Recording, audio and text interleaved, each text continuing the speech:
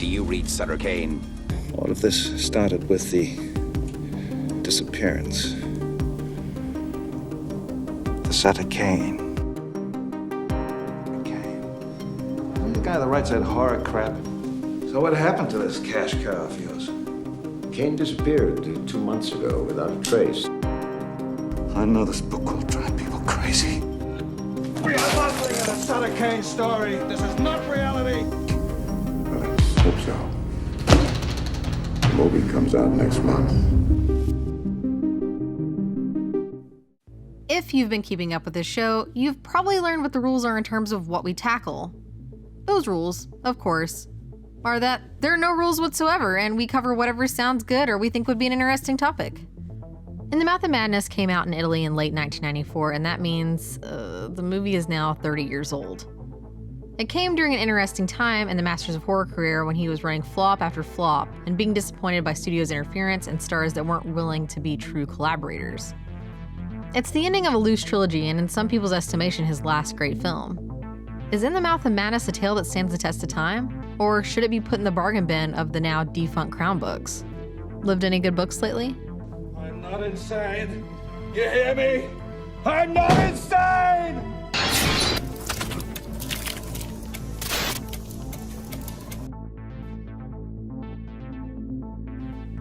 Carpenter had kind of a roller coaster of a run throughout his career.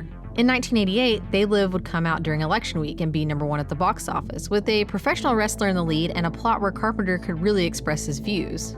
A couple of years went by and he was stuck in a contract dispute with They Live production company Alive Films, which led to several movies not happening.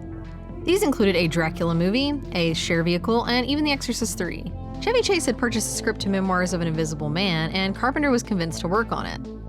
Long story short, it was a disaster of epic proportions. Something good came out of the project, and that was the casting of Sam Neill in Memoirs. That would lead to the star and director working again on today's movie.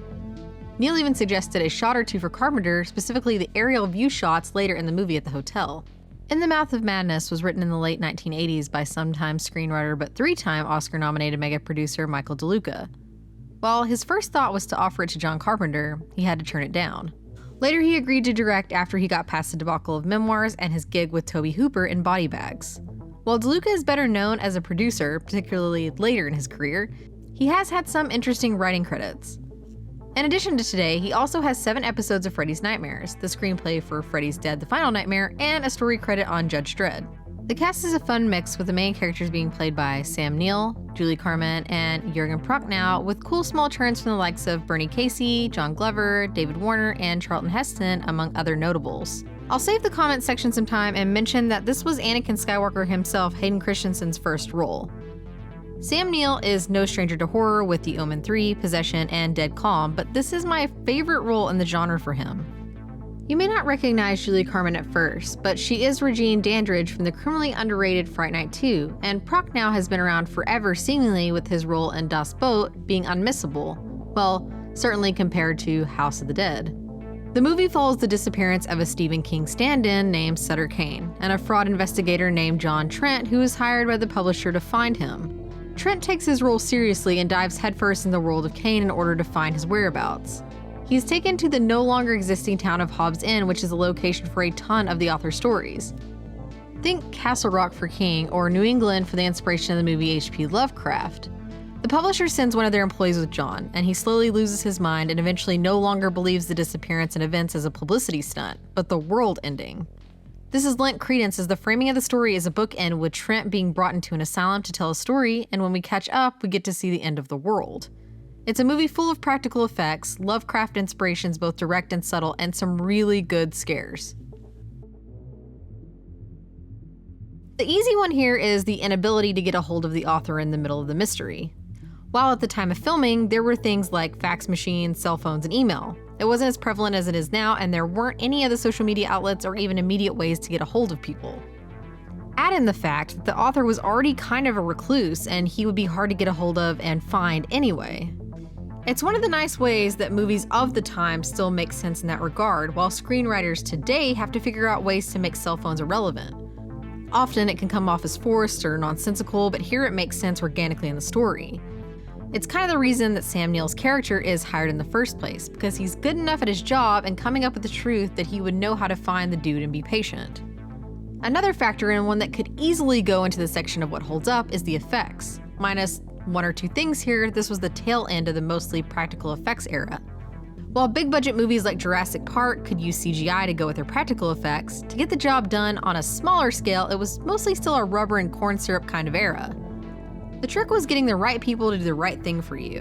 In The Mouth of Madness does a wonderful job showing why practical was still the way to go, and you could see shades of it in today's movies. From Malignant using a trained stunt person, just like the character who crawls out of the car after Sam Neill's Trent, to the gore effects and miniatures that show up from time to time in both being small and big budget alike. This movie is shockingly good 30 years on. From the acting to the story, to the effects, to the earned ending, everything still holds together wonderfully and doesn't overstay its welcome. Starting with the acting, we get to see characters that are mostly one-dimensional, with Charlton Heston's literary mogul to Jurgen Prochnow's Sutter Kane and most in between. The standout here is Neill's Trent, who we see in both flashbacks and in the present. He has a full arc as every main character should, and we get to see him go from hardened skeptic to frightened believer. While all the other performances add up to the great set pieces and scenes, the movie would be made or broken from whoever played Trent, and Neill brings everything we need to it and doesn't even hide his New Zealand accent. Everything I've said is true, it's real. The effects here are great too. While they are also a sign of the times, that's exactly what we look for. Horror fans harken back to the time of pre-CGI, and a lot of fans during this era who went on to be directors or movie creators themselves tend to try and recreate that same look and feel.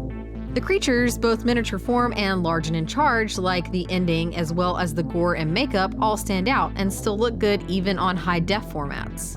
This includes the costuming and set design, as well as little things like all the covers for the already published Sutter Kane books that harken back to the 80s horror novel boom that operated much like the video era. The covers of these books and sometimes outlandish titles would get people to buy them regardless of the quality of the actual story. Finally, speaking of the story, apart from direct adaptations like Reanimator or Castle Freak, this is as good as we will get to a Lovecraft-type story. Most of the names of the characters or places are reminiscent of Lovecraft and his themes of the unknowable and other side. Even little setups and payoffs like every character having blue eyes when you get a close-up, followed by Trent having a dream of Kane telling him blue is his favorite color. The scene works and is remembered by most people because the bus and everything on it has a blue tint, but the blue eye detail goes that much deeper. Is it a cheat to say nothing? Probably, so here we go.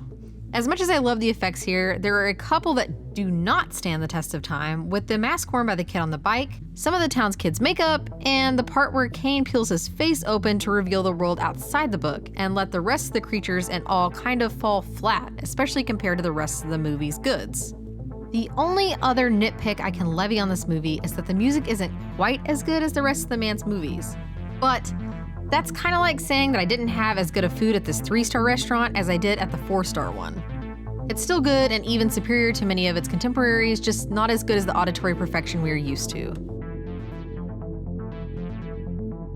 In the Mouth of Madness may have been a flop when it was released in theaters, but it was good then and it's even better now.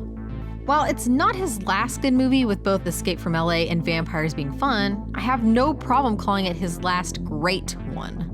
30 years later, and this movie needs to be on everyone's regular rotation because it more than stands the test of time.